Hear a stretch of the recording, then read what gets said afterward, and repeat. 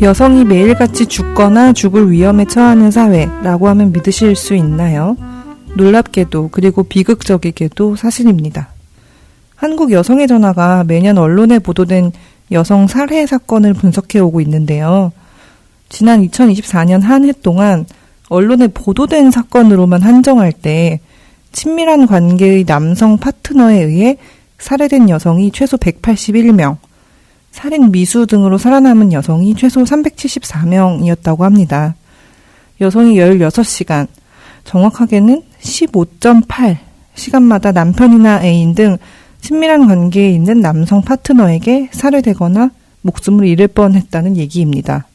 여성 살해는 왜 이렇게 계속될까요? 오늘은 조금 무겁지만 꼭 필요한 이야기를 나눠보겠습니다. 다정함이란 한 끝으로 세상을 이야기합니다. 안녕하세요. 시대의 뉴감입니다. 오늘은 두리님, 우연님과 함께합니다. 안녕하세요. 안녕하세요. 오늘 주제가 사실 여성 살해예요. 그러니까 이 단어 앞에서 막 저희가 발랄하게 이야기할 수는 없고 마음이 조금 무거워질 수밖에 없는데요. 저 개인적으로도 사실 여성 대상 폭력이나 살해 관련 취재를 좀 많이 해와서 조금 슬픈 거는 특정 장소를 지나거나 특정 시기가 올 때마다 그때와 연관된 어떤 살해당한 여성 피해자가 좀 생각나기도 하거든요. 여러분은 어떠세요? 여러분도 마찬가지이신가요? 저는 신당역. 아, 맞아요. 저는 환승해야 돼가지고. 네. 갈 때가 있었는데, 거기 지나칠 때마다. 사실 신당역뿐만 아니라 약간, 그게 화장실에서 또 벌어진 일이니까, 지하철 화장실 다니거나, 6호선 지하철 화장실 때, 이럴 때 생각이 계속 나더라고요. 아, 저도 사실 고백하자면 신당역을 되게 자주 지나다니는 편인데, 그 사건 이후로 사실 화장실은 절대 가지는 않거든요. 마음이 좀 안 좋아가지고. 두리님은 어떠세요? 그 화장실 얘기 나오니까 생각나는데 저도 화장실에 전부 다 비어있는 칸이더라도 문을 다 열어보고 모두가 비어있는 걸 진짜로 비어있는지 확인을 하고 사용을 하게 되거든요. 혹시 모르니까 좀 무섭더라고요. 이게 약간 루틴이 있어요. 그 바깥에서 우리가 화장실을 갈 때 똑같지 않으세요? 그러니까 일단 구멍이 있는지 찾아본다. 보고 막혀져 있는지 보고 도리님 말씀하신 대로 누가 좀 있나 약간 이런 거 다 체킹하고 약간 화장실을 가는 그런 습관이 저도 생긴 것 같습니다. 방금 저희가 말씀해주신 대로 신당역에서 발생한 여성 살해 사건도 2022년이에요. 사실 같이 입사한 입사 동기가 다른 여성 동기를 스토킹하다가 살해한 사건이었죠. 그리고 저희가 너무 잘 알고 있는 사실 5월 17일이 올 때마다 생각나는 강남역 여성 살해 사건도 있고요. 근데 문제는 이러한 사건들이 진짜 너무 많이 발생한다는 거죠. 그러니까 최근에도 잇따라 기사가 나왔죠. 최근 2달 동안 일어난 사건들만 해도 너무 끔찍한데요. 7월 26일 의정부에서는 직장 동료에게 스토킹 피해를 입은 50대 여성이 살해당하고 7월 28일 울산에서는 전 남자친구에게 스토킹 피해를 입은 20대 여성이 직장에서 공격을 받고 중태에 빠지기도 했고 7월 29일 대전에서는 전 남자친구에게 30대 여성이 살해당하고 8월 20일 용인 오피스텔 주차장에서는 30대 여성이 살해당하고 8월 21일 김해와 창원에서는 50대 남성이 연인과 지인인 여성 2명을 살해하고 그리고 가장 최근에는 일본 도쿄에서 40대 한국인 여성이 전 남자친구인 한국인 남성에게 살해를 당했어요. 근데 이게 여성이 살해당하는 일이 하도 뉴스에 자주 나오다 보니까 사람들이 더 놀라지도 않는 것 같고 그냥 덤덤해지는 것 같아서 더 무서워요. 이게 사실 각 사건을 이제 딱 한 줄로만 정리해 주신 건데도 들으면 숨이 턱 막히긴 하거든요. 근데 또 동시에 이게 너무 반복되니까 익숙해진다는 말이 되게 공감이 돼요. 그러니까 충격의 강도가 낮아진다는 너무 자주 반복적으로 발생을 하니까. 근데 이게 그래서 동시에 이 사안이 엄청 중요한데도 불구하고 사안의 좀 중대성이 되게 축소되는 것 같다라는 느낌이 들긴 합니다. 이게 지금 그래서 언론에서 나오면 막 지역 명이 붙어서 명명이 되잖아요. 구분을 해야 되니까. 맞아요. 이게 양태는 비슷해도 이게 어디 울산에서 벌어진 일, 어디 인천 부평에서 벌어진 일, 대전에서 벌어진 이렇게 하는데 사실 이렇게 하다 보면 진짜 모든 지역이 지금 다 하나씩 있을 것 같고 심지어 한 지역에서도 막 여러 가지가 있으니까 이거를 막 언론에서도 이제 명명하는데 좀 포화 상태가 생긴 거 아닌가 뭐 이런 생각까지 들어요. 솔직히 모든 지역 다 붙일 수 있을 것 같거든요. 맞아요. 서울도 지금 사건에. 25개구 다 붙일 수 있을 것 같아요. 아, 진짜. 맞아요. 이게 근데 참 언론에 보도되는 건 진짜 일부일 거거든요. 그쵸. 일부일 거라서 참 진짜 현실을 생각하면 가슴이 답답해지고 약간 혈압이 오르는 것 같은 그런 네. 기분이 드는데 언론에 보도되는 거는 그러니까 실제로 사례가 이뤄진 경우 네. 그리고 그 양태가 조금 잔인하거나 사실 이렇게 말하면은 좀 냉정하다고 해야 되나? 근데 사실 기사 가치를 판단하는 거라면은 그 사안의 어쨌든 이야기거리라 그래야 그렇죠. 되나? 그러니까 그 기사화 될 만한 여지가 그 소지가 있어야 됐는데 그런 거를 다 고려해서 기사화가 되는 거는 그러니까 어쨌든 포착되지 않는 게 훨씬 많다고 생각을 하고 그리고 사실 이게 살해까지 가지 않아도 그러니까 살인 미수가 될 수도 있고요. 그쵸, 그쵸. 그냥 폭력의 단계에서 끝나는 경우도 있을 텐데 그런 것까지 생각하면 정말 이렇게 나온 건 일부 중에 일부거든요. 맞아요. 근데 이렇게만 취합을 해도 사실 그게 한국 여성의 전화가 취합을 할 때 언론에 보도된 건을 중심으로 살해가 되거나 살인 미수인 사례를 취합을 하는데 그렇게만 해도 매년 수백 건이 나와요. 맞아요. 그걸 생각하면 진짜 마음이 너무 안 좋은데 그러면은 저도 이제 2016년부터 이런 사건들을 진짜 많이 취재를 했었는데 그럼 결국에는 그럼 도대체 국가는 뭐 하나? 라는 그 질문으로 좀 귀결될 수밖에 없더라고요. 그래서 특히 어떤 이 수사와 이 초동 단계를 담당하는 검경은 뭘 하고 있냐? 왜 이 문제를 여전히 소극적으로 바라볼까 하는 생각이 좀 들 수밖에 없더라고요. 언론에 나온 것만 취합했다고 해주셨잖아요. 그래서 그 여성 살해, 그러니까 친밀한 관계에서의 폭력 피해가 있다가 그게 살인으로 미수를 포함해서 살인으로 네. 이어진 그 통계가 올해 7월에 사실 나왔어요. 네. 그러니까 이런 살인이라는 범죄를 당하기 전에 이런 여성에 대한 폭력이 먼저 선행돼서 있었다. 네. 이거를 밝혀낸 통계가 경찰청에서 처음 올해 발표를 했거든요.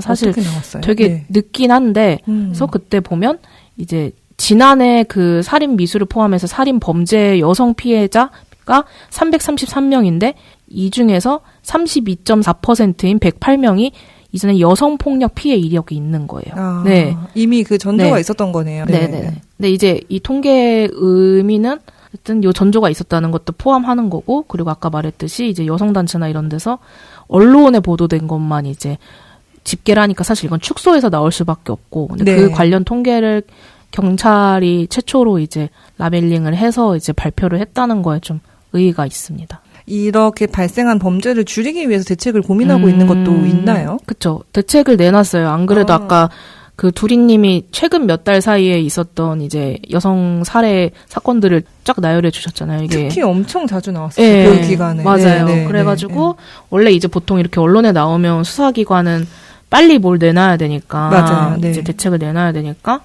대책을 내놨는데 이제 우리가 보통 수사기관이라고 하면 지금 검찰이랑 경찰을 얘기하죠. 그래서 네. 검찰에서도 저번 달 18일에 이 스토킹 범죄에 대해서 엄정하게 대응하겠다 해서 잠정 조치를 좀 강화하는 방안을 내놨어요. 근데 이게 잠정 조치가 뭐냐면 예를 들면 스토킹 피해자가 경찰에 신고를 하면 경찰관이 출동해서 이 사건을 접수를 하겠죠.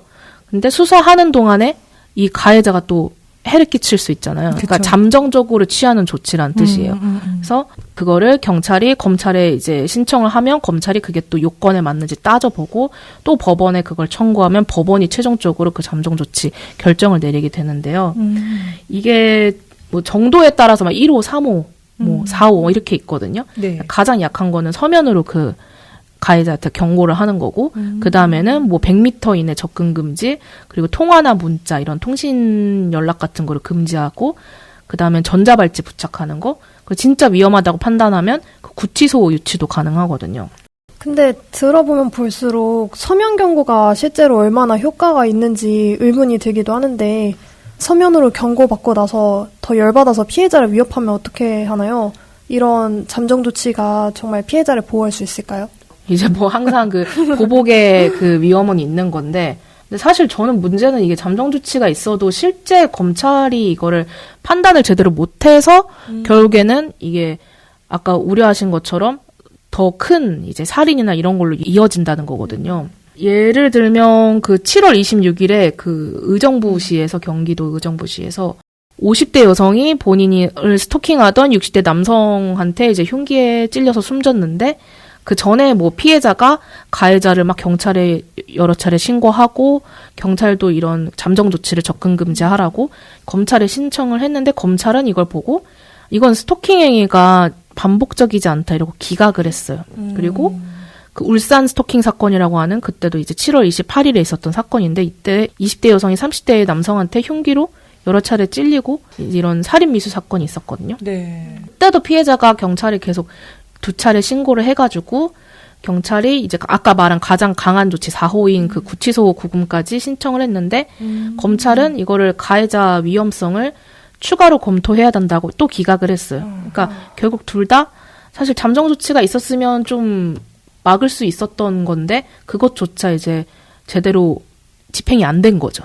약간 이 실제 사례들을 보면 그러니까 이해가 잘 안 되긴 해요. 그러니까 지금 검찰이 새로 발표했다는 어떤 대책이 정말 실효성 있게 그거를 막을 수 있는 거냐에 약간 저도 그 두리님 말씀처럼 물음표가 계속 남거든요.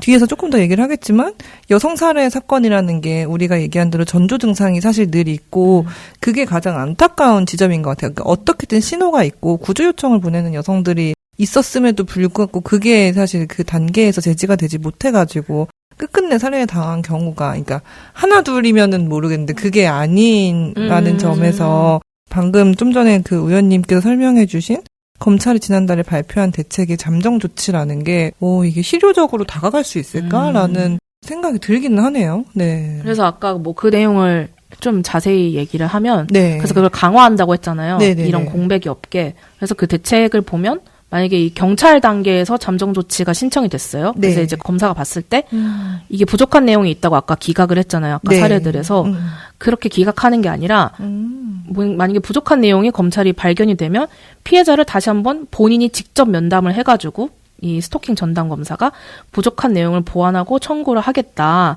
그리고 이제 검사가 위험성을 판단을 해서 아까 말한 그 전자발찌 같은 거 부착하고 구치소 유치하고 이런 거를 뭐 어떻게 하겠다는 거는 솔직히 모르겠어요. 적극적으로 청구하겠다 이런 표현을 썼거든요. 보도자료를 보면. 그리고 이 잠정 조치가 끝나갈 때는 이게 끝나갈 수 있잖아요. 이제 수사나 재판 과정에서 그때 이게 연장을 막 할 수는 있는데 9개월까지 아마 연장을 할 수 있을 거예요. 근데 이때는 보통 피해자가 직접 연장을 해달라고 해야 되는데 앞으로는 이게 그 기간이 만료되기 2주 전에 먼저 피해자의 의사를 확인을 하고 그 다음에 필요할 때 연장을 청구하도록 하는 그러니까 조금 더 적극적으로 이거를 연장할 때 개입을 하겠다 이런 방안들을 발표를 했습니다. 그럼 피해자가 직접 청구할 수 있는 거죠. 연장해달라고. 네, 뭐 그럴 수도 있고. 네. 네. 이게 약간 저는 어쨌든 검찰이 이 문제가 그러니까 심각하다라는 거를 인지를 하고 이제 뭐라도 해보려는 것 자체에 대해서는 뭐 당연히 박수를 보내야 되겠지만은 그러니까 그 의원님이 이제 설명을 들었을 때 예를 들어 이 대책에 방금 말씀해주신 대로 뭐 피해자를 직접 면담해서 결정을 한다거나 아니면 피해자가 요청한다는 약간 이런 조항 같은 거를 붙여놓은 것 자체가 약간 여성살해 범죄의 특성을 온전히 이해하지 못하고 있는 거 아닌가라는 생각이 좀 들 수밖에 없는 것 같아요. 왜냐하면은 일단은 사실 이게 면담하고 이런 절차들이 되게 복잡한 것도 검찰이 뭔가 다시 판단하고 약간 이 기간의 시간의 시급성 문제도 있어가지고 그 시기의 시급성에 대한 그걸 고려한 조치도 좀 반영이 될 것 같다는 생각이 일단은 들고 또 하나는 특히 이제 친밀한 관계 안에 일어나는 범죄들을 보면 그러니까 여성분들이 그 보복이 두려워가지고 적극적인 조치를 못하는 경우가 되게 많거든요. 왜냐면 그러니까 일단 1차적으로는 그러니까 또는 어떤 검찰과 경찰이 나를 제대로 보호해줄 거라는 신뢰가 굉장히 낮은 상황이고, 근데 사실 요거는 실체가 없이 느껴지는데 당장 나를 괴롭히거나 나에게 폭력을 행사한 상대는 나의 신상과 개인정보를 다 알고 있기 때문에 이 두려움 안에서는 내가 뭔가를 더 적극적으로 했을 때 더 큰 보복을 당할 수 있다. 그러니 그거를 기대할 바에 그냥 내가 숨자 약간 이런 식으로 또 갈 수가 있어서 뭔가 피해자들에게, 그러니까 마치 자발성과 어떤 권한을 더 주는 것 같지만, 모든 책임 소재를 다 주는 게 과연 이게 최선 해결책인가라는 뭐, 의문은 남아요. 근데 이게 뭐 실제로 어떻게 작동할지는 또 봐야 되겠지만요.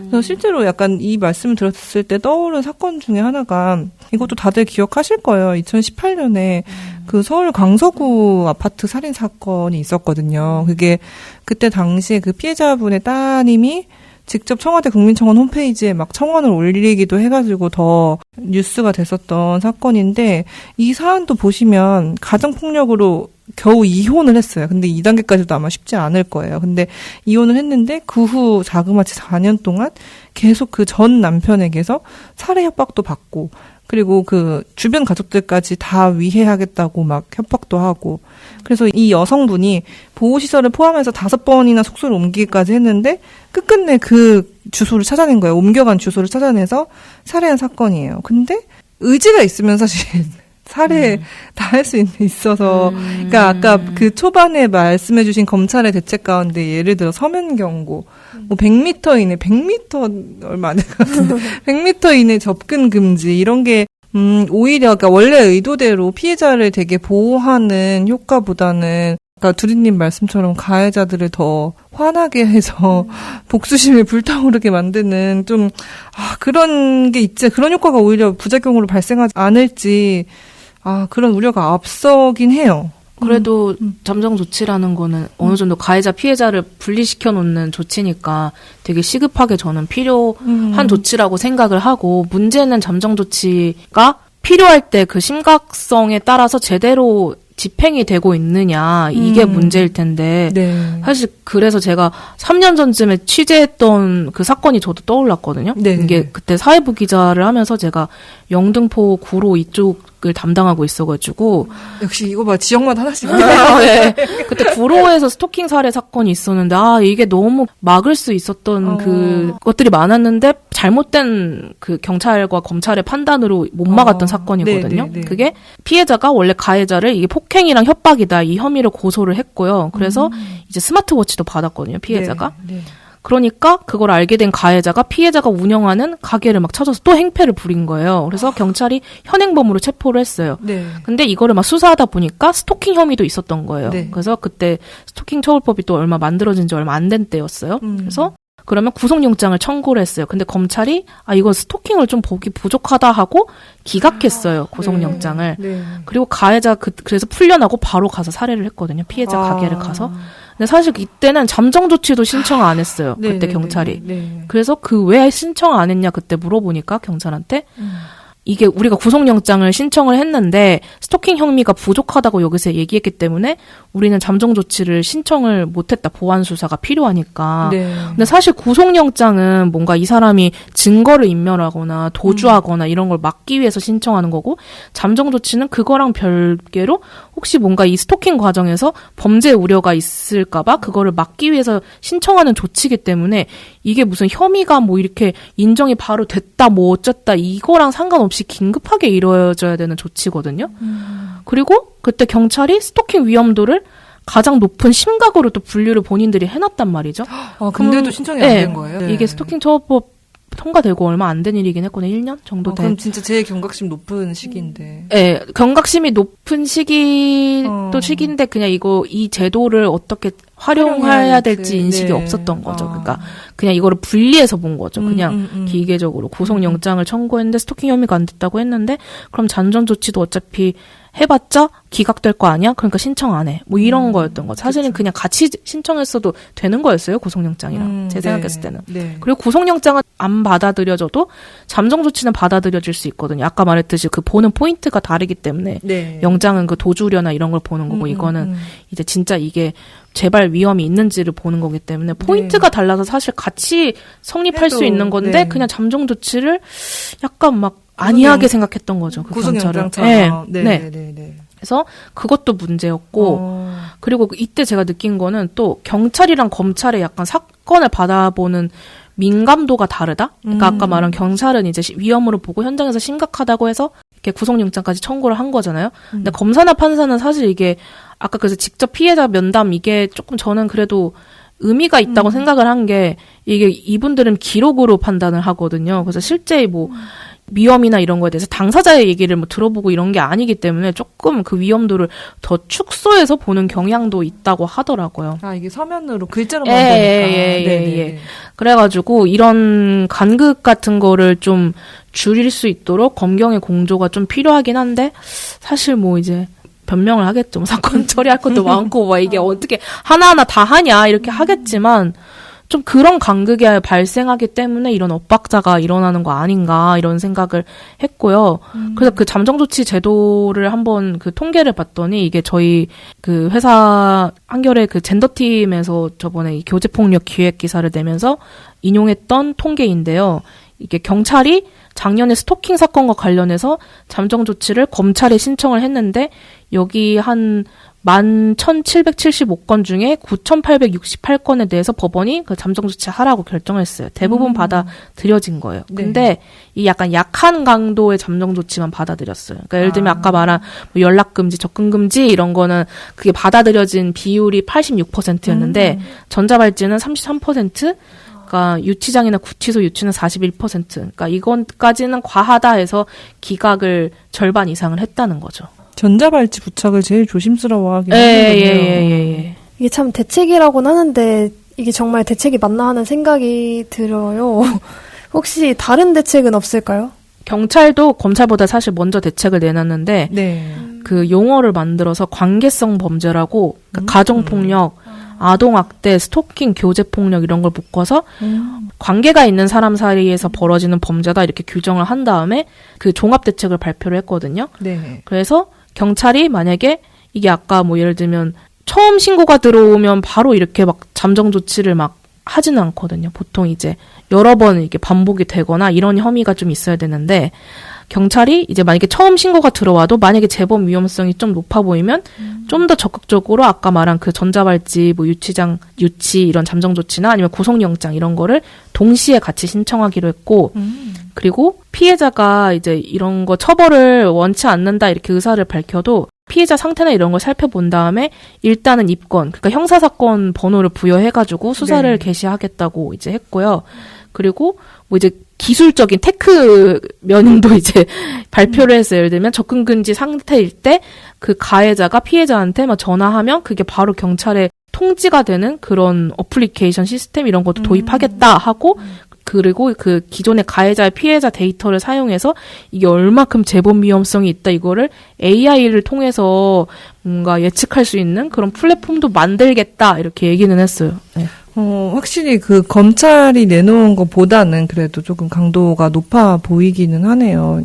제가 알기로는 경찰이 범죄가 발생하면 현장에 출동해서 이제 경찰이 판단하는 범죄 관련 표를 작성을 맞아요. 하는데 일람표 같은 걸 네, 거기서도 이제 원래 가해자의 관계를 쓰는 그러니까 여기가 남편인지 누군지 이거 관계를 쓰는 게 그 남편 남자친구 이런 게 비어 있었을 거예요. 근데 거기에 그거를 넣어 가지고 통계를 잡을 때 이게 교제폭력, 그러니까 친밀한 관계에서의 폭력이나 살인 사건인지를 판단할 수 있는 통계를 만들겠다라고 해서 그것도 좀 최근에 넣은 걸로 알고 있는데 그래서 이런 게 가능해지니까 합쳐가지고 관계성 범죄라고 부를 수 있게 된 거 아닌가라는 생각이 듭니다. 근데 뭐 그래도 사실 그러니까 제도는 당연히 좋아져야 되고 제도도 개선돼야 되지만 그 제도를 완성시키는 게 결국 사람이잖아요. 네. 그래서 그러니까 현장에 간 경찰이 사실 1차 판단을 하는 되게 중책을 맡고 있어가지고 그러니까 단순히 뭐 이거를 범죄를 진압하거나 구속하거나 뿐만이 아니라 이게 어떤 특성을 가진 범죄인지를 판단을 되게 신중하게 해줘야 되는데 지금까지는 앞으로는 안 그러길 바라지만 지금까지는 결국에는 그 출동을 했을 때 1차적으로 일단 판단을 할 때 이게 그냥 여느 뭐 어떤 폭력 사건, 어떤 상해 사건 이런 게 아니라 이게 여성의 그러니까 여성 대상? 어떤 여성 혐오적인 관점이 녹아있는 것에서 발생한 범죄이고, 이게 어떤 재범의 위험성이 있다거나, 뭐, 아무튼 특수한 유형의 별도 사건이다라고 판단하는 데 있어서 조금, 그걸 놓쳐서 비판받는 지점들도 많이 있긴 있었잖아요. 그죠? 네. 사실 저는 제가 만나 경찰분들 중에 되게 그런 인식이나 관점이 훌륭하신 분들도 계셨지만 이 여성 청소년과 경찰 중에서도 아니 이런 사람이 하면 안 될 것 같은데 이런 분이 있긴 했거든요. 취재하면서. 네. 2차 가해만 안 하면 다행이다. 진짜, 그러니까, 솔직히 그래서 네. 그런 생각 진짜 많이 했는데 그래서 네. 여성단체들이 이런 경찰 뭐 방안 같은 거 발표됐을 때 환영은 하는데 네. 다희님이랑 똑같이 근데 이게 현장 경찰이 인식 개선 안 하면 약간 이거는 좀 반쪽짜리다 이런 막 기술 뭐 이런 대책들이 AI 막 네. 이런 입장을 밝히더라고요. 네, 그러니까 네, 네. 이런 제도나 기술이 있어도 경찰이 이런 젠더 폭력에 대한 이해가 부족해서 피해자를 보호하지 못하고 그런 사례들이 너무 많다는 거예요. 그러니까 얘 사례를 하나 들면요. 이거는 이제 올해 6월에 인천 부평에서 있었던 사건인데요. 달마다 날마다 예. 그래서 남편이 아내한테 가정폭력을 저질렀어요. 그래서 법원이 접근금지 명령까지 했어요. 근데 남편이 이 명령 기간 끝나니까 아내를 찾아갔죠. 그래서 살해를 했어요.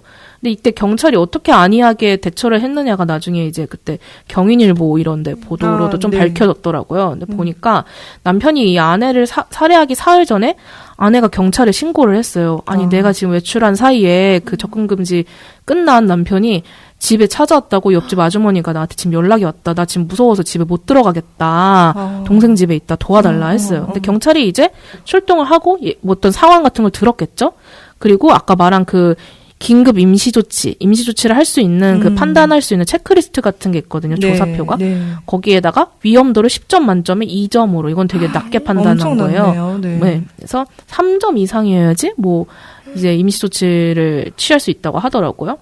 그렇게 낮게 판단을 한 거예요. 근데 그때 뭐 나중에 이제 취재를 해보니까 경찰이 피해자한테 근데 남편도 본인 집에 들어올 권리가 있다. 약간 이런 식으로 얘기를 했다고 하더라고요. 그래서 이제 위급하지 않다고 평가를 한 거예요, 이게. 그래서 이제 이런 2차 가해 사례들이 되게 많더라고요. 그래서 여성의 전화가 그런 것들을 수집해서 최근에 뭐 토론회 같은 데서 공개를 했는데 네. 이게 뭐 스토킹 가해자가 피해자를 사랑하는 것 같으니까 둘이 잘 얘기해봐라. 아니면 너무 되게 어린 자녀를 안고 있는 피해자한테 가해자가 폭력을 행사했는데 그 경찰이 이거는 자녀한테는 직접 한 건 아니다 하면서 이렇게 분리 조치를 하지 않거나 아니면 스토킹 가해자가 폭력을 잠깐 멈췄을 때 신고를 했는데 폭력이 실제 있을 때 신고해라 이렇게 뭐 얘기를 한다던가 뭐 어떻게 신고해요? 이런 사례들이 있었다고 합니다. 법이 이런데 누가 결혼하려고 하겠어요, 진짜.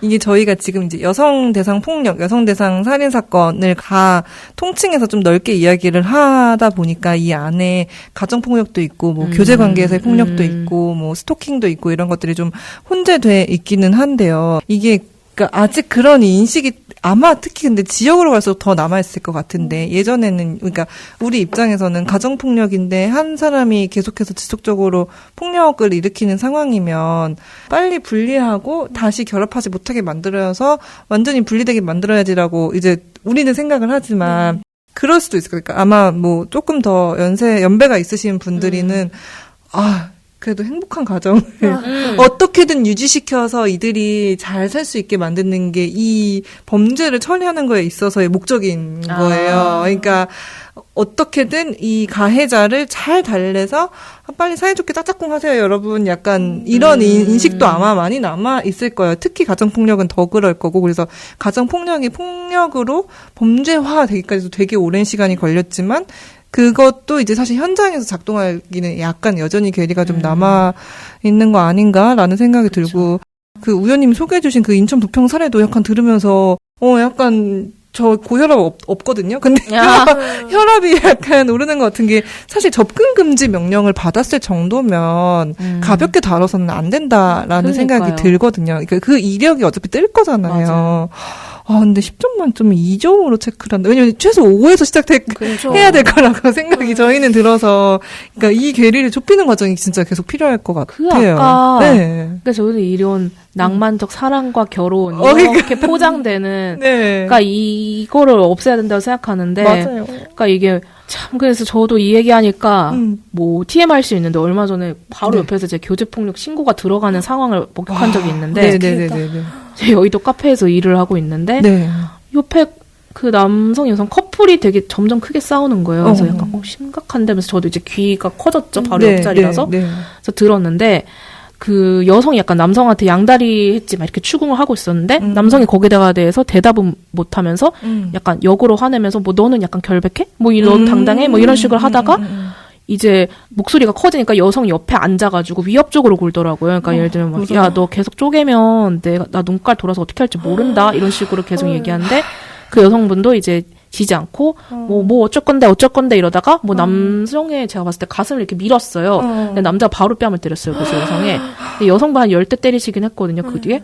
그래서 사장이 등장을 해서 그 둘이 네. 머리채를 잡고 싸우고 있으니까 사장이 등장을 해서 카페 사장님이 두 분을 이제 분리시키고 그 사이 여성이 경찰에 신고를 했어요. 저 지금 신고 내용은 데이트 폭력 당했어요. 근데 맞았어요. 그러니까 와주세요 했는데 경찰분이 한 6분 오셨어요. 많이 오셨네요. 이게 이 조치가 이 아까 말한 대책이 발표되고 며칠 안 됐기 때문에 6명이 오고 그리고 당연히 여경들도 섞여서 오고 여성분이랑은 여경들이 얘기를 해야 되니까 네. 그래서 옆에 각자 그 테이블 조금 멀찍이 근데 솔직히 서로 마주 볼 수 있는 상태에서 네. 분리된 상태에서 진술서를 쓰고 이러는데 저는 이제 약간 그 경찰들의 태도가 그렇게 달라진 것 같진 않다. 그 대책에 대해서. 그러니까 어쨌든 신고를 받고 온 건 데이트 폭력이라고 신고를 받고 왔잖아요. 네. 그런데 이분들이 얘기를 들어보니까 뭐 여자가 자기도 때렸다 이렇게 하니까 여경분이 그거부터 먼저 얘기하더라고요. 아, 너가 만약에 때렸으면 쌍방폭행으로 이거 처리될 것 같다고 수도 있다고. 근데 저는 근데 그 이전에 또 신고 이력이 있다고 하더라고요. 근데 그게 빨리 고지해야 될 문제인가? 이게 쌍방폭행으로 처리될 수 있다는 게? 그러게요. 약간 좀 네. 의아했고, 네. 그리고 여성분이 진술을 하겠다고 본인은 이제 경찰서로 갔어요. 영등포 경찰서로 갔는데 그 카페에 남아있던 남성분이 남경들이 남아있었죠. 남성 경찰들한테. 근데 제가 만약에 계속 뭐 이상한 가정하는 거예요. 저 여자친구랑 내가 접촉하면 안 되는 거냐? 우리 둘이 따로 연락을 하게 되면 어떡하냐? 걔가 연락이 나한테 오면 어떡하냐? 이러는 거예요. 근데 거기서 뭐 이제 도대체 왜 신고까지 당하고 접촉을 뭘 한다는 건지 모르겠는데 경찰들이 약간 막 되게 동생 달래듯이 아니 왜 요즘 뉴스 안 봤냐 지금 막 이런 뉴스가 많기 때문에 좀 참아라 조금만 뭐 이렇게 얘기를 하는데 뭐 행위만 봤을 땐 저는 솔직히 그냥 여성도 정당범주 이상으로 때리시긴 했거든요. 뺨을 10대를 바로 때려줬어. 바로. 그리고 이제 소리도 치셨어. 너가 지금 날 때리는 거랑 내가 니 때리는 거 똑같냐? 너같이 등치가 있는 애 남자가 때리는 거 똑같냐? 그리고 이제 여자 때리는 이 쓰레기 새끼야 이러면서 했는데 그럼에도 저는 옆에서 봤을 때 이런 신체적 차이가 있는 남성이 뭔가 아까 그런 위협을 했을 때 뭐 너 한 번만 더 웃어봐라 뭐 내가 어떻게 할지 모른다 뭐 이렇게 얘기를 한 게 너무 위협적으로 느껴졌거든요. 네.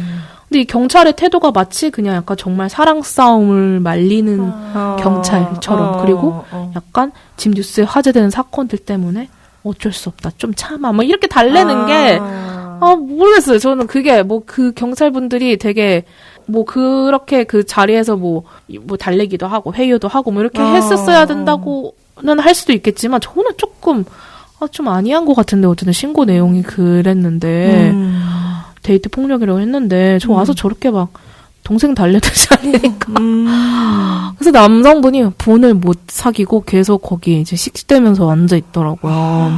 그래서 저는 네. 모르겠어요. 그리고 막 여성분한테 뭐 이게 처벌 의사가 있어요. 그러면 뭐 이렇게 뭐 여경이 물어보기도 하던데 네. 그런 여러 가지를 막 보면서 현장 경찰의 인식은 바로 바뀔 수는 없는 거구나. 근데 그것도 되게 중요하다 이런 생각을 했습니다. 근데 맞아요. 만약에 뭐 저는 그 현장을 보진 못했지만, 그러니까 현장에서 일단 남성을 달래거나 이제 진정시켜야 될 수는 있겠죠. 있는데, 근데 그게 말씀해주신 대로 막, 야, 너 요즘 뉴스 안 봤냐? 우리 어쩔 수 없어. 좀 조심해. 약간 이런 톤으로 달래면 말씀해주신 대로 속으로 그 뭐랄까 나의 이렇게까지 표출한 내 분노가 잘못됐다는 생각을 하는 게 아니라 역시나 열받는데 사회도 나를 이걸 표출 못하게 나 남자라서 지금 나 지금 이렇게 피해받는 거야. 나 억울해 하면은 그 안에 복수심이 생기지 않을까요? 그래서 약간 말씀하신 대로 이 대책이 실효성 있게 사실 작동을 하려면 현장에 갈 때 현장 경찰들이 당신이 아무리 화가 나도 그렇게 폭력을 행사하거나 협박하는 거는 잘못된 일이다라고 사실은 일단 고지를 하고 그 다음에 달래든 뭘 하든 해야 되는데 명확하게 그냥 조심하지 마. 약간 이렇게 하면은 사실은 내가 잘못하거나 이렇게 했건 내가 너무 과했구나라는 생각을 하는 게 아니라 아, 억울해 죽겠네. 씨. 약간 이럴 것 같은, 그럴 것 같아요. 네, 느낌이 들 것 같아요. 한참 동안 씩씩대면서 어쨌든 경찰도 다 떠난 그 자리에서 앉아 계시던데. 근데 너무 위협적인 경험을 하셨네. 그러니까 그 중간에서도 그 여성분이 이제 잠깐 어디 전화를 하러 나갔는데 그 진술서 쓰고 이런 동안 네. 경찰들이 잠깐 안 보인 사이에 그 남자가 그 가려고 여자를 했어요. 쫓아간 거예요, 또. 그래서 뭐 점장이 데리고 가서 뭐 또 데리고 나오나 남자를? 뭐 이런 일이 있었어요. 아, 세상에. 진짜. 되게 말씀하신 것처럼 좀 저게 맞나 싶어서 뭐 그런 일이 있었습니다. 저도 주변에 최근에 지인의 지인이 겪으셨던 폭력 피해를 들었는데 그냥 간단히만 얘기를 하면은 본인 집으로 불러서 감금 실제로 했어요. 감금하다 겨우 이제 막 그 여자분이 막 달래면서 이게 왜냐면 그것도 결별 통보 받고 나서였거든요. 그래서 한 번만 보자라고 해가지고 한번 우리 얘기하자 이렇게 불러가지고 비슷해요. 너 이렇게 하면 내가 어떻게 될지 몰라 약간 이러면서 하고 근데 그 여성분이 그래 계속 만나서 엄청 이렇게 달래고 기지를 발휘해서 빠져나왔는데 며칠 뒤에 막 그 직장으로 찾아오고 막 그랬어. 좀 이게 그러니까 유형화가 돼요. 왜냐면 전형적인 포인트들이 있거든요. 네, 맞아요. 근데 이거 좀 뒤에서 조금 더 자세하게 얘기하겠지만 그래서 사실 화가 나는 거예요. 왜냐면 유형화가 되고 구조가 있기 때문에 그거는 비슷비슷한 그 형태로 벌어진다는 거는 뭐랄까 그 구조를 파악을 하면 어떤 단계에서의 그 패턴을 멈출 수 있다는 얘기이긴 하거든요. 그러니까 멈춘다기보다는 막을 수 있다는 얘기인데 그런 게 안 일어나니까 좀 답답한 면이 있습니다. 진짜 헤어지는 친구들이 생기는데 주변에 항상 물어봐요. 너 안전이별했어? 괜찮은 거지? 맞아. 이렇게 네. 안부를 묻게 돼요. 맞아요. 저도 그거부터 체크를 합니다. 맞아요. 그래서 아까 그런 조치들도 내놨고 사실 법을 바꿔야 되는 부분도 좀 있거든요. 그래서 지금 9월 되면서 정기국회 시작하고 네. 국회에서도 제가 이번에 그 민주당 정책위원회에서 이제 이번 정기국회에서 이런 법안들을 좀 처리를 하겠다 우리가 이런 자료를 봤는데 거기에 이 스토킹 범죄 관련된 법안이 있긴 하더라고요. 그래서 이게 스토킹 범죄 처벌법을 이제 개정을 해가지고 그 피해자 보호 명령제를 도입하는 내용으로 개정하겠다 이런 내용이 있더라고요. 그래서 네. 좀 반갑긴 했는데 이 피해자 보호 명령제가 뭐냐면요. 아까 그 수사기관 막 거쳐야 됐잖아요. 경찰, 맞아요, 검찰 맞아요. 막 하는데 이게 막 접근 금지 이런 거 하려면 아예 그냥 피해자가 직접 법원에 이 가해자에 대해서 그 스토킹 가해자에 대해서 접근 금지 같은 그 보호 명령을 요청할 수 있게 하는 거예요. 그래서 그 의정부나 울산 사건에서도 검찰이 잠정조치 신청을 받았는데 기각을 막 했잖아요. 네. 그거를 이제 그 단계를 안 거치게 하겠다는 거죠. 이거는 사실 그 가정폭력 사건에서는 이미 도입이 돼 있어요. 그래서 이거를 이제 스토킹 처벌법에도 넣자 이렇게 해가지고 사실 이게 신당역 사건이 아까 22년에 있으니까 그 정부가 이 피해자 보호 명령제를 스토킹 범죄도 이제 도입을 하자 이렇게 개정안을 냈었는데 그때 반대를 했어요. 대법원에서. 대법원 법원행정처에서 반대를 했는데 내용은 뭐 그냥 그거예요. 그거 하면 법원 일 많아진다 이거예요. 네네네. 네. 그리고 뭐 거기 소위 그걸 논의하는 그 국회 소위 회의록 같은 걸 봤는데 뭐 예를 들면 가정폭력은 한 집에서 사는 가족끼리 일어난 일이니까 뭔가 이게 빨리빨리 이게 판단을 내릴 수 있는데 이거는 또 따로 사는 뭐 사이에서 발생하는 거니까 판사가 여기에 대해서 바로 이렇게 조치를 내릴 수 없고 또 조사를 해야 되고 그러면 지금 있는 그 아까 말한 잠정조치 이거보다 이게 과연 더 빨리 이렇게 판단을 할 수 있을지 자기네들은 모르겠다 이런 거예요.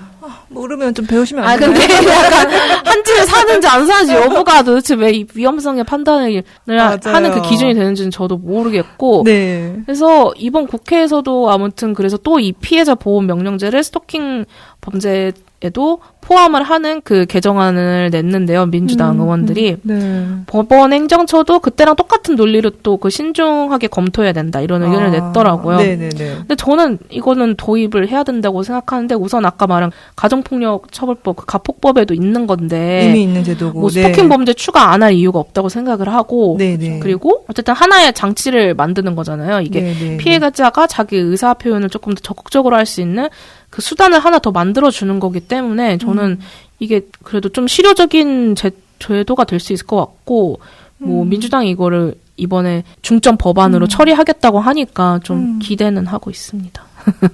저 우연님 말씀을 들으면서 순간 속으로, 그러니까 그 법원행정처가 인력이 너무 많아서 못하겠다는 얘기를 듣는데, 저라고 제가 지난 10년 동안 발생한 모든 여성 살해 사건을 취재한 게 아닐 거잖아요. 진짜 크고 잔인하고 막 그런 것들 중에도 몇 개만 사실 했는데도 쭉 인터뷰했던 피해자 가족분과 피해자들의 그게 머릿속에서 지금 스쳐 지나갔는데 이게 약간 그럼 도대체 몇 명이 더 죽어나가야 아까 저희가 도입부에 얘기한 대로 15시간, 16시간마다 여성이 한 명씩 살해되는 혹은 살해될 위험에 처하는 나라인데 어쩌자는 거지.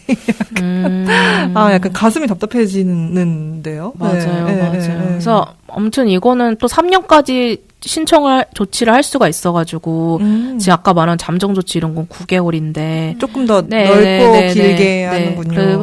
그래서 저는 이게 개정이 됐으면 좋겠다고 생각을 하고 그것도 뭐 법안들이 사실 많이 발의가 돼 있어요. 지금 교제폭력 관련해가지고. 그러니까 크게 두 방향으로 나누면 가정폭력과 지금 이미 있는 가정폭력 그리고 스토킹 처벌법에 교제폭력의 개념을 포함시키는 법안. 그러니까 이거는 개정을 하는 거죠, 법을. 기존에 있는 거를. 그리고 하나는 아예 교제폭력 처벌법을 따로 또 제정하는 거, 새로 만드는 그런 방향이 두 개가 있는데요.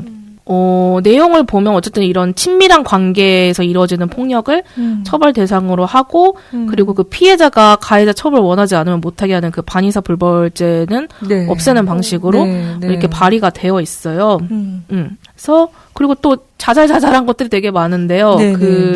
저번 달에 그 조국 혁신당에서 이제 토론회를 교제폭력 여기도 처벌법 그 제정안을 발의를 했거든요. 그래가지고 그 자료를 보니까 그때 이런 여성 대상 폭력 관련해서 전문가이신 허민숙 그 국회 입법조사처 조사관님이 그럼 이런 처벌법 제정할 때 뭘 필요하냐 이런 것들을 좀 정리를 했는데 아까 말한 그 보호명령제 그것도 얘기하시고 그리고 의무체포제 그러니까 이거는 뭐 가정폭력이나 교제폭력 같은 데서 아까 그 피해자의 의사와 반의사 불벌 있잖아요. 그거랑 무관하게 폭력이 일어났다고 판단되면 가해자를 체포해서 피가해자를 분리하는 그런 제도고요. 또 하나는 스마트워치만 주지 마라 피해자한테 가해자한테 전자발찌 채워라 이런 건데 이거는 그때 근데 항상 논란이 좀 있는 것 같아요. 그 개인 이거 침해된다고 뭐 침해도 된다 뭐 이렇게 하는데 사실 그때 이 조사관님이 제가 썼던 보고서를 봤던 기억이 나는데 미국 같은 데서는 되게 많은 주에 이런 게 도입이 돼 있긴 하더라고요. 의무체포제도 많이 도입돼 있어요? 의무체포제도 되게 많이 도입돼 있고 이미 뭐 불가능한 방법 같은 건 아닌 것 같아요. 그래서 사실 근데 이게 어쨌든 법이 좀 논의가 돼야지 이게 뭐가 불가능한지 뭔지 이렇게 좀 돼야 될 텐데 어쨌든 조금 빠른 시일 내에 이 친밀한 관계에서 일어나는 폭력을 정의하고 그걸 처벌할 수 있는 법안들이 만들어졌으면 좋겠고 지금 발의된 법안들이 좀 정리되는 작업이 좀 필요할 것 같아요. 보니까 막 교제폭력 정의도 되게 너무 전통적으로 해놓은 법들도 있더라고요. 막 예를 들면 이성 간에 이루어진 일로 하거나 아니면 그 교제 범위를 약혼과의 약혼에 그러니까 뭐 하는지 모르겠는데 그 연인 누구세요 도대체? 그리고 이게 헤어진 상태에서 될 수도 있는 거잖아요. 그죠? 그러니까 뭐 아무튼 헤어진 직후는 그건 교제관계 아니에요. 정의를 좀 되게 넓혀야 될 것 같은데 그런 것들을 좀 정리를 해야 될 것 같아요. 그 의무체포제 같은 거 했을 때 실제로 효과가 있어요? 아까 조사관님이 조사하신 거에 따르면 미국에서 이거 현장에서 체포했을 때 가정폭력 가해자 재범 가능성이 10% 이상 감소했다 이런 결과가 있다고 하더라고요. 처벌의 차원에서는 뭐라도 좀 다양하게 좀 논의가 되면 좋겠는데 그냥 아까 법 개정 논의가 지금 어떤 식으로 어떤 개정안들이 나왔고 이런 얘기를 들어보니 저라면은 교제폭력 처벌법 제정안을 별도로 만드는 거는 좀 전 아닌 것 같다는 생각이 들어요. 왜냐하면은 그렇게 그 폭력을 유형별로 나눠 놓을 경우에 어차피 빈자리가 생길 수밖에 없거든요. 사각지대가 생기고 말씀하신 대로 그럼 교제폭력 처벌법 안에 그 제정안 안에 교제라는 그 관계를 엄청 좁게 설정해 놓으면은 사각지대가 훨씬 많을 것 같아서 차라리 그냥 그 가폭법 가지고 그거를 조금 더 확장해서 어쨌든 친밀한 관계고 아까 그 관계성 범죄라는 말이 있는 것처럼 그 관계 안에서 여성 대상 폭력이 발생했을 때를 포괄적으로 하고 그 안에서 좀 유형 정리해도 될 것 같다는 생각이 일단 뭐 제가 뭐 법 만드는 사람은 아니지만 그냥 이제 문득 저는 드네요. 저는 약간 제정안보다는 개정안이 훨씬 빠르게 이루어질 수 있다고 보기 때문에 실제로도 그렇고 그래서 그런 논의가 좀 이루어지면 좋겠어요. 사실 제가 그 2018년에 막 미투 있고 이 시기에 그 막 두드러진 여성 대상 범죄들도 2010년대 후반에 되게 많이 있었어서 그때는 나름 어쨌든 사건이 충격적으로 던져지면 국회가 일을 하잖아요. 네. 그래서 뭐라도 근데 물론 사실 그때도 힘들었긴 했는데요. 근데 뭐라도 논의라도 해보는 분위기가 조금 있었는데 한 2020년대부터는 그런 논의나 관심도 자체가 확 줄어들었고 그런 이슈에 관심이 있는 의원분들도 줄었어요. 그래서 사실 좀 매우 안타깝다는 생각이 들긴 해서 좀 근데 논의되면 좋겠어요. 이번 정기국회에서 그래도 나와 있으니까. 네. 근데 두 분 말씀하시는 거 들어보니까 교제폭력이나 교제살인 이런 단어들에 대해서 어떻게 생각하시는지 좀 궁금해지는데요. 2023년 한겨레 기사에서도 데이트 폭력 대신에 교제 폭력이라고 쓰겠다는 선언의 기사가 있었어요. 해외 사례를 보면 인티머 파트너 바이올런스 혹은 호미사이드를 줄여서 IPV나 IPH로 쓰는 것 같더라고요. 우리말로 하면 친밀한 관계 내 폭력이나 살인이라는 뜻이 되는데요. 교제라는 표현이 데이트보다는 중립적 어감이 좀 강해서 범죄의 중대성을 강조하려고 이렇게 된 것 같은데 근데 여전히 좋은 어감은 아닌 것 같아서 대체할 단어를 못 찾겠는데 어떻게 생각하세요? 이거는 사실 뭐 법적 용어는 아니고 이제 언론 같은 데서 쓰는 프레이밍이 중요하다는 그런 차원에서 할 수 있는 얘기인 것 같은데 그때 한겨레 젠더팀에서 그래서 그렇게 왜 교제폭력이라고 쓰는지 아까 말한 그 기사에서는 이유가 교제라는 거는 이제 조금 중립적인 사귄다는 중립적인 그 행위의 어감이 있고 근데 데이트는 뭔가 되게 호감을 느낀 사이에서 벌어지는 약간 낭만적인 행위라는 그 이해되는 경향이 있기 때문에 사태의 심각성이 축소된다 그렇게 쓴다 했는데 뭐 저는 거기에 대해서 공감은 해요. 근데 여전히 약간 아까 말씀하신 것처럼 어떤 이런 살인 폭력의 행위 그 특성을 구조적 특성을 보여주기에는 조금 부족한 용어라는 생각을 해요. 그래서 조금 더 어떻게 보면 직관적인 게 그래서 아까 그 말한 그 허민숙 조사관님이 거절살인이라고 얘기를 했다고요. 근데 이거 좀 약간 직관적이잖아요. 거절살인? 거절당해서 하는 살인. 뭔가 근데 그 거절이라는 게 이게 왜 들어갔냐면 그 교제 관계에서 이 폭력의 핵심은 이게 친밀한 관계에서 벌어졌다는 특성 말고도 하나가 통제거든요. 그러니까 자기 맘대로 통제가 안 됐을 때 그게 살인으로 이어진다는 건데 근데 통제라는 거는 우리가 이제 아까 말한 막 쌍방 폭행으로 막 처리하는 이유 맞았냐 그게 핵심이 아니라 상대방의 일상을 내가 사랑으로 포장해서 장악하는 게 사실은 그게 맞아요. 문제거든요. 네. 그러니까 예를 들면 이거는 약간 한국적 연애에서도 상당히 많이 있는 양식인데 흔히 말하는 구속하는 거죠. 뭐 너 어디 갔냐 동선 체크하고 연락을 아니면 안 해. 아까 말한 뭐 남사친 이런 사람 만나지 마라 이렇게 차단하고 아니면 뭐 옷차림 간섭하고 아니면 피임을 거부하고 이런 방식까지 되게 다양하게 있는데 그래서 여가부에서 했던 조사가 있는데 이 배우자나 파트너에 의한 그 폭력 피해자의 87.7%가 이런 통제를 경험했다고 해요. 그러니까 너무 명확한 거예요. 이런 통제를 거절당하는 순간 살해를 하는 거죠. 그래서 거절 살인이라는 프레임을 쓰자는 게 그 조사관님의 그 주장이었고 되게 좀 타당성이 있다고 생각하는 게 이게 아까 무슨 뭐 신체에 뭐 상해를 입혔는지 누가 몇 대 때렸는지 이게 중요한 게 아니라 이 통제 여부를 위험도의 그 기준으로 볼 수 있는 거잖아요. 이런 프레임으로 본다면. 그래서 지금 아까 말했듯이 이런 교제 관계에서 그 폭력이 지금 형법으로 다뤄지고 있는 거잖아요. 네. 그래서 이게 반의사 불벌도 남아 있는 건데 그러면 피해자는 나중에 보복이나 이런 게 무서워서 그냥 처벌 안 하게 해줘서 이렇게 할 수도 있다는 거예요. 그래서 이런 아까 말한 감시, 통제 이런 거 정서적 학대 이런 측면들을 조금 간과할 있는 측면이 있는 거죠. 그런 방식으로 보면. 그리고 이제 통제 중심으로 또 봤을 때 또 지금 가정폭력처벌도 아까 말한 그 법률론 중심이잖아요. 네. 그래서 이게 친밀한 관계로 좀 넓힌다면 사실혼 관계도 여기 포함될 수 있고 지금 교제하는 관계, 과거에 교제했던 관계 아니면 일방적으로 나한테 교제라고 주장하는 관계 이런 것도 다 포함은 될 수 있는 거예요. 저는 어쨌든 이 교제폭력처벌법 입법을 할 때 이런 통제 행위를 좀 범죄로 규정을 하는 게 중요하다고 생각하고 이런 친밀한 관계 정의를 현재와 과거의 교제를 다 포함도 해야 되고 막 아까 말했지 같이 뭐 약혼을 했느냐, 성관계를 했느냐, 동거를 했느냐 이거는 중요하지 않다고 생각해요. 중요하지 저는. 않죠. 네. 뭐 한번 그 거절 살인 이것도 괜찮은 것 같아요. 뭐 여성 이런 맥락이 들어가면 좋을 것 같긴 한데 그 언론에서 만드는 용어라는 거는 저는 근데 너무 또 길면 또 그래서 미국은 왜 그런 네 글자가 됐겠어요. 약자를 네. 되게 잘 써요. 그러니까 IPH 이렇게 네. 앞글자만 따서 근데 어쨌든 그것도 좀 한국에서는 그렇게 하기 좀 어려우니까 그렇죠. 뭐 페미사이드 이런 것도 사실은 좀 어려워가지고 어려운 단어긴 해요. 어려운 단어라서 네. 네.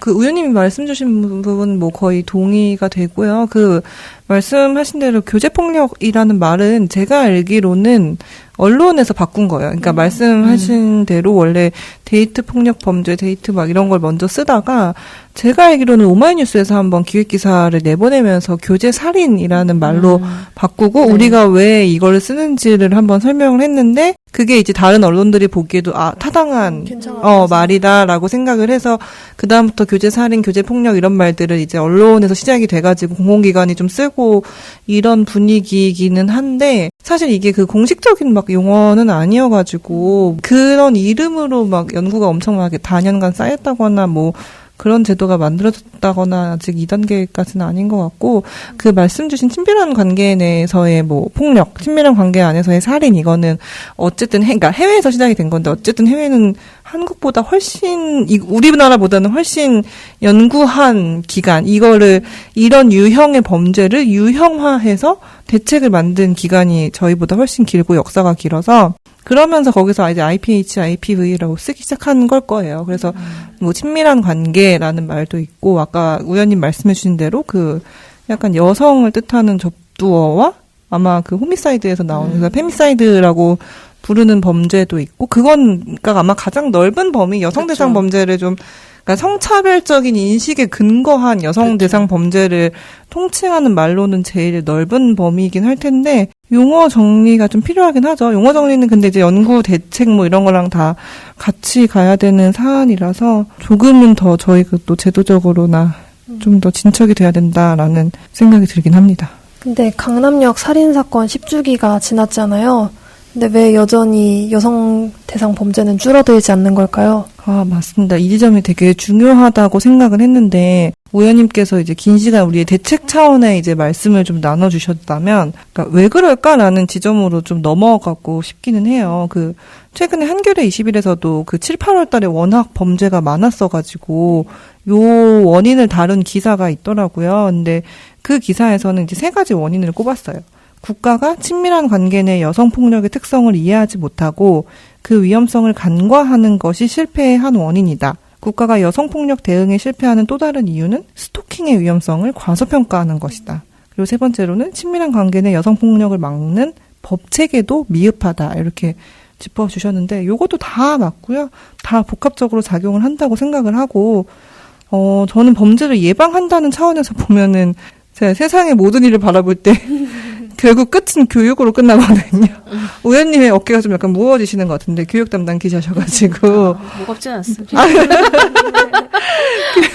모두가 어려워하고 모두가 어려운 그죠. 그러니까 사실 교육은 단기간에 끝나는 것도 아니고 효과가 네. 바로 눈에 보이는 것도 아니긴 하지만 그래도 중요한데 그 남성이 왜 여성을 죽일까를 저희도 실제로 취재를 해본 적이 있어요. 근데 이것도 이미 몇 년 전이어서 2021년 말에 취재를 시작해서 2022년 초까지 하고 그때 이제 기사를 내보냈었는데 이게 3, 4년이 벌써 지났는데도 좀 여전하구나 싶긴 하거든요.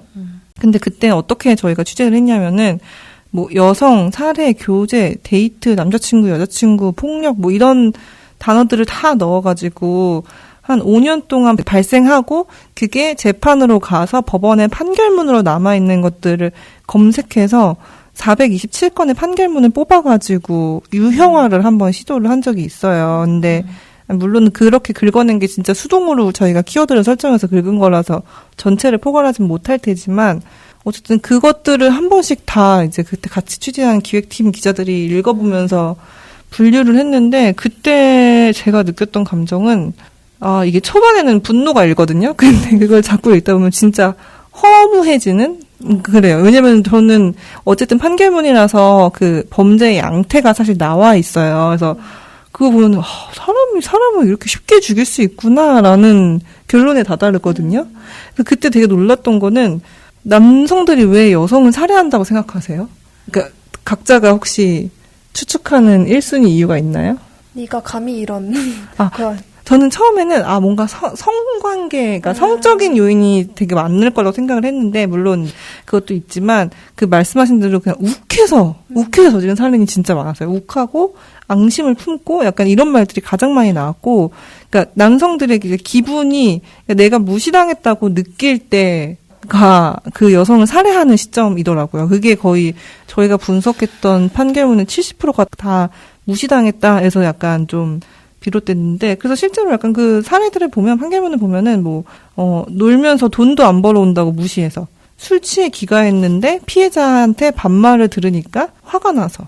그러니까 이런 식으로, 이런 이유로 피해자를 살해하고, 그러니까 꼭 친밀한 관계가 아니더라도 타인이 여성일 때, 예를 들어 그 남성의 기분을 약간 나쁘게 했다는 이유로 살해당한 사례가 진짜 많아요. 예를 들어, 세입자인 남성한테 그 남성이 체면 문제가 있어서 그걸로 잔소리를 했다가 살해당한 경우도 있고, 직장 선배인데 직장 선배의 충고를 귀담아 듣지 않고 비꼬듯 대꾸했다가 살해당한 경우도 많고, 그러니까 막 이렇게 쉽게? 약간 이렇게 살해당한 경우가 많다고라고 좀 놀라게 되는데, 특히 이제 우리가 여기서 얘기를 하고 있는 친밀한 관계에서 이제 일어난 살해 사건을 보면, 아까 의원님이 말씀해 주신 대로 통제를 벗어나는 그 지점의 특성이 두드러지긴 해요. 그러니까 예를 들어 그러니까 여성인 상대가 나와 어떤 동등한 위치의 사람이고 우리는 서로 존중해야 되는 존재로 바라보는 게 아니라 사실 자신의 소유물처럼 생각을 하는 거죠. 그러니까 소유물처럼 생각을 해서 이 상대 여성은 나를 맞춰주는 식으로 나를 치켜 올려주는 혹은 나의 자존심을 채워주는 존재, 그러니까 도구적인 존재일 뿐이고, 그렇기 때문에 이 사람은 내가 컨트롤할 수 있는 대로 컨트롤이 돼야 되는데, 이 사람이 나와의 뭔가 어떤 관계적 행동을 거부한다? 이러면 이제 내 통제에서 벗어나는 순간인 거잖아요. 그때 욱해요. 그러니까 그때 이 엄청난 트리거가 발생을 하고, 그렇기 때문에 저희가 많이 볼 수 있는 어떤 결별을 통보할 때, 그럴 때는 이제 살인 사건이 일어나는 경우가 진짜 많더라고요. 근데 여기서 우리가 진짜 주의해야 될 거는, 우리가 이런 사건들을 보면 되게 쉽게 피해자들한테 그럼 왜 그런 남자를 만나세요라고 얘기하는 경우가 많잖아요. 물론 우리가 사실 누군가를 만나거나 할 때 상대의 성향을 끝까지 알고 사귀는 경우는 1도 없고 10년, 20년을 같이 살아도 모르는 부분이 있는데, 그런 말들은 진짜 주의해야 될 것 같고, 이 사건들을 보면은 사실 이미 그 교제 살해 사건 가운데 그 초기에 이미 여성분들도 이 위험성을 인지한 경우가 많아요. 그래서 실제로 저희가 봤던 친밀한 관계 안에 살인 사건 215건 가운데 142건에서는 그 교제 기간이 길지 않아요. 그러니까 거의 한 달, 6개월? 길어야 2년 이내인데 그분들이 이미 교제 초기에 이 가해자에게는 통제 성향이 있구나라는 걸 파악을 하고 관계를 끝내려고 시도한 그런 기록들이 있어요. 근데 관계를 끝내거나 관계를 개선하려고 하는 어떤 이런 시도들이 있는데, 근데 이런 거를 생각을 하면 아까 계속 얘기하지만은, 그러니까 우리가 막을 수 있는 지점에서는 막아야 된다고 생각을 하거든요. 전조 증상이 분명히 있고, 그래서 이 전조 증상을 잘 포착하는 단계부터 대책을 마련하는 게 필요하지 않을까라는 생각이 들고, 페미사이드라는 번역된 책이 있는데 거기서 말하는 내용이 저는 되게 이 범죄를 관통하는 말이라고 생각을 하거든요. 그러니까 여성을 살해하는 일은 어떤 개인의 일탈과 같은 문제가 아니라 그러니까 구조에서 발생을 하는 거다. 이 사회적인 구조에서 발생을 하는 거다라고 짚고, 그래서 결국 두리님의 질문으로 되돌아가면 왜 이런 범죄는 계속 발생을 할까라고 물으면, 사실 우리나라 사회에서 그러니까 성차별 또는 이제 여성 혐오라는 것들이 제대로 계속 다뤄지지 않고 이거를 흐린 눈 하면서 이런 조치 조금 강화해줄게, 이런 조치 몇 개월인가 몇 년으로 늘려줄게, 약간 요런 변죽만 두들긴다고 해야 되나요? 그러니까 그 변죽만 두들기는 행위 때문에 계속 이게 약간 헛바퀴를 돌고 있다, 약간 그런 생각이 좀 듭니다. 그래서 이런 특성들을 사실 고려를 해보면, 그러니까 앞서 위원님께서 설명을 해주신 검경이 내놓은 대책이나 국회에서 발의된 법안만으로는 조금 한가하다라는 생각이 들긴 하거든요. 두 분이 각자 대책을 만들 수 있다면 어떤 걸 만들고 싶으세요? 일단 여성 대상 범죄를 줄이기 위해서 처벌 강화도 중요하긴 한데 동의 없는 관계는 범죄라는 걸 교육으로도 가르쳐야 되고 법으로도 새겨야 될 것 같아요. 우리가 학교 다닐 때 성교육 시간에 싫어요, 안 돼요 하라고 배우잖아요. 근데 현실에서 싫다고 안 된다고 말해도 법의 논리에선 받아들여지지 않는 경우가 좀 대다수인 것 같아서요. 특히나 부부 사이에서 일어난 강간은 여전히 범죄로 인정되지 않는 경우가 많고 그래서 하루빨리 비동의 강간죄가 도입되었으면 좋겠습니다. 저는 뭐 아까 교육 얘기하셨는데 교육 취재하면서 이 부분이 되게 비어있다는 생각이 많이 들긴 하거든요. 지금 학교에서 그 성교육 같은 게 시간, 시수가 정해져 있긴 한데 이게 정식 과목은 아니고 그래가지고 보통 다른 교과 과목 시간을 이제 떼어온다거나 성교육을 했다고 아니면 뭐 외부 강사를 초청해서 이제 듣는다던가 이런 걸 하는데 요즘에 또 이제 이런 성교육 쪽에 이제 외부 강사들이나 이런 쪽은 학교 재량이니까 요즘에 이제 교회 세력이나 이런 데서 많이 성경적 성교육 이런 거 하거든요. 그냥 순결 되게 강조하는 성교육인데 그런 게 되게 위험하다고 생각돼요. 그러니까 약간 거기서는 뭔가 지상 최대의 과제가 결혼하고 아이를 낳는 거고 막 이런 식으로 가르치는데 그리고 혼전 순결을 해야 되고 근데 그렇게 배우고 자랐을 때 저는 그 과제가 결혼이고 아이라고 배웠는데 그게 좌절이 됐을 때 자기가 생각하는 그 목표를 박탈당했다고 생각하고 그럼 막 이 사람 때문에 내가 지금 결혼도 못하고 막 이런 것들이 쌓이고 그런 분노가 사례로 또 이어지고 이렇게 생각하거든요. 그래서 저는 막 조금 추상적일 수도 있는데 사랑이 뭔지 그런 걸 좀 잘 가르쳐야 되는 것 같아요. 그러니까 사랑이라는 게 너무 기본적이긴 한데 이게 무슨 10번 찍어서 안 넘어간다 이런 게 사랑이 아니라 네. 그냥 너무 당연한 얘기지만 좀 동등하게 보고 상대방을 존중하고 의사를 그리고 상대방이 원하지 않으면 떠날 수도 있고 이런 게 올바른 관계라는 거를 좀 가르쳐야 되는 것 같은데 마치 막 그거에도 불구하고 막 이렇게 쟁취를 해야 되고 그게 올바른 되게 남성성인 것처럼 교육이 되고 막 이런 것들이 이제 이런 여성 살해 그리고 뭐 교제 폭력 뭐 이런 것들로 저는 다 이어진다고 생각을 하거든요. 맞아요. 네. 저희도 예를 들어 어렸을 때 어떤 남자애가 여자애 괴롭히거나 이러면은 그러니까 그런 걸 여자애가 싫어해. 근데 그러니까 좋아하면 상관없고 쿵짝이 맞으면 상관이 없는데 여자애가 그걸 싫어해서 울거나 아니면 선생님한테 얘기를 했을 때 그 저희 때도 그러니까 저 때도 저희라고 하면 되는 게 저 때도 그거는 관심의 표현이야. 좋아해서 그러는 거야. 이렇게 사실 무마를 시키잖아요. 그 남자애한테 가서 너 하지 마. 약간 이런 거보다는 근데 맞아요. 이런 교육부터 사실 제대로 돼야 되고, 저는 그러니까 사랑을 배워야 된다고 말씀하셨는데, 저도 이거 조금 그냥 확대해서 얘기를 하면 그냥 결국 관계 맺기에 대한 수업이 필요한 것 같아요. 그리고, 왜냐면 저는 게다가 심지어 이제 AI 시대잖아요. 그러니까 AI와의 관계는 어떻게 맺을 것이냐부터 시작을 해서, 그러니까 그 관계 맺기, 그리고 저도 진짜 느끼는 건 거절당하고 실패하는 연습을 진짜 많이 해야 된다고 생각을 하거든요. 근데 이제, 아무튼 이런 것들이 좀 필요한데, 모르겠어요. 근데 제가 최근에 조금 이거 보고 부러웠던 해외 사례가 있어요. 아시겠지만 넷플릭스의 소년의 시간이라는 드라마가 있고 그게 되게 10대 남성들이 겪는 어떤 어려움과 어떤 되게 유해한 남성성을 되게 잘 다룬 드라마로 되게 굉장히 수작이라고 호평을 받았고, 그게 이제 온라인에서 벌어지는, 그러니까 요즘 시대의 어떤 폭력이나 이런 건 오프라인에서만 벌어지는 게 아니니까요. 그래서 온라인이 사실상 제2의 세계가 된 이 시대에 벌어지는 온라인 세계 안에서 벌어지는 것, 그리고 어쨌든 여전히 어떤 또래 여성을 쟁취하거나 대상화하거나 뭐 외모 순대로 이렇게 세우거나, 그러니까 그런 것들이 놀이로 소비를 되는 것. 그래서 결국 근데 여성들한테 내가 이성에게 인기가 많고 이성에게 사랑을 받아야 나의 이 자존심이 채워진다고 생각을 하는 것. 그러니까 이 모든 것들을 통틀어가지고 이게 마치 남성에게 전부인 것처럼 받아들여지는 이 유해한 남성성을 되게 잘 다룬 작품이어서 실제로 그냥 작품 자체로도 호평을 받았지만 영국, 프랑스, 네덜란드 이런 유럽의 몇몇 국가에서는 그거를 중학교 교실에서 학교 교재로 사용한다고 하더라고요. 근데 그게 약간 어떤 우리의 놀이 문화? 온라인 놀이 문화?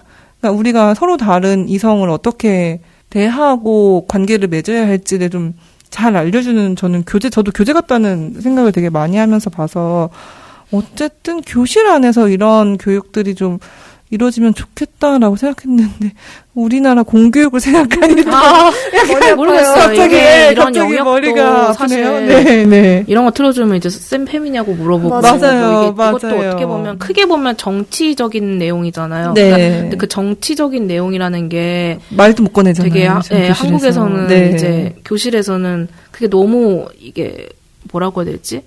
어떤 토론이 필요한 이런 것들도 다 정치적 내용으로 해석이 돼서 말도 못 의사들, 꺼내는 그죠. 사실 이제 네. 뭐 영화를 틀어준다 이런 것도 되게 탈정치적인 이제 모두가 웃을 수 있는 뭐 가족 영화 극한 직업 막 이런 거. 어떤 이데올로기 같은 게 전혀 없는 그런 것들을 보여주는데 네. 영상물이라고 하는 것도 제가 생각하면 그래서 갈 길이 이거를 먼데요. 이런 네. 거를 보자고 하면 참 좋을 텐데 약간 그 볼까 교육 싶기는 해. 풍토 자체가 우리나라랑 달라가지고 네. 그 유럽이 네. 좀 안 될 것 같긴 해요. 그래도 네. 안 될 것 같아도 해야지 뭐 해야 된다고 얘기해야지 뭐 어떻게 약간 이런 것처럼 저는 이거 아니면 집에서 네. 이제 부모님이 같이 보시던 그러니까 이거 뭐 아들 딸 상관없이 그냥 저 진짜 같이 보시던지. 완전 호들갑되거든요. 예, 애 있는 예. 친구들한테 네. 뭐 안 봤어 빨리 봐 이러면서 막 야 빨리 봐 이러고 왜냐면 이제 부모님들도 자녀를 키우시면서 고민 지점들이 그쵸, 생길 그쵸. 거 아니에요. 그쵸. 또래 내 자녀의 가 온라인 세계에서 누구를 사귀고 어떤 관계 맺기를 하는 게 어쨌든 부모님 세대랑 완전 다르니까 같이 봐도 좋을 것 같긴 한데 이게 저희가 되게 오랜 시간 떠들었는데 이렇게 이야기를 나눠도 사실 뭐 어떤 분노나 답답함이 해소되지는 않고 조금 더 쌓이는 오늘은 조금 그런 슬픈 기분이 들긴 하는데요. 저희가 이번 회차에서는 그냥 여성 살해 범죄 실태, 원인, 뭐 현재 나온 대책들을 좀 두루두루 짚어봤다면 다음 회차에서는 이 문제에 대해서 조금 더 깊게 들어가 보려고 합니다. 저희가 방금 이제 유해한 남성성이다라고 얘기를 했는데, 그리고 이게 어떤 근본적인 원인이라고 얘기를 했는데, 그럼 이게 도대체 뭔데?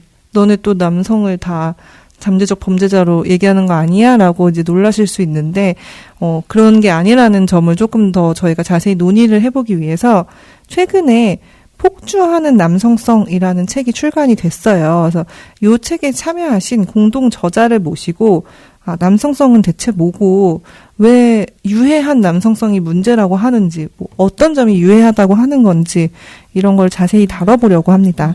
그러니 다음 회차도 꼭 놓치지 말고 들어주시길 바라고요. 저희 팟캐스트는 매주 수요일에 올라갑니다. 그럼 오늘 시대뉴감은 여기서 마치겠습니다. 우리 다음 이야기에서 다시 만나요. 지금까지 다혜, 둘이 우연이었습니다. 안녕.